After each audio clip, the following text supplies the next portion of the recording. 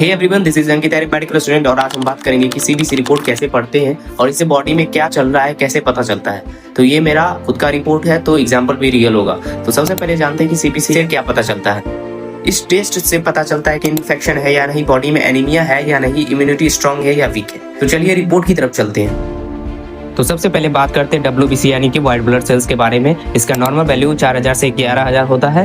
ये infection immunity soldier है। अगर WBC बढ़ जाए तो इन्फेक्शन हो सकता है और अगर कम हो जाए तो इम्यूनिटी वीक हो सकता है। अब दूसरा बात करते हैं RBC यानी कि रेड ब्लड सेल्स के बारे में। इसका नॉर्मल वैल्यू होता है 4.5 से 5.5 मिलियन। अगर कम हो जाए तो एनीमिया हो सकता है और ज़्यादा हो जाए तो ब्लड ठीक हो सकता है। अब बात करते हैं SB यानी कि हीमोग्लोबिन के बारे में। इसमें मेल में वैल्यू अलग होता है, फीमेल वैल्यू अलग होता है।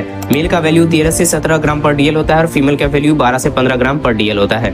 HB है वो ऑक्सीजन कैरी करता है। अगर कम हो जाए तो एनीमिया हो सकता है, अगर ज़्यादा हो जाए तो डिहाइड्रेशन और पॉलीसेथीमिया हो सकता है। अब बात करते हैं प्लेटलेट काउंट के बारे में।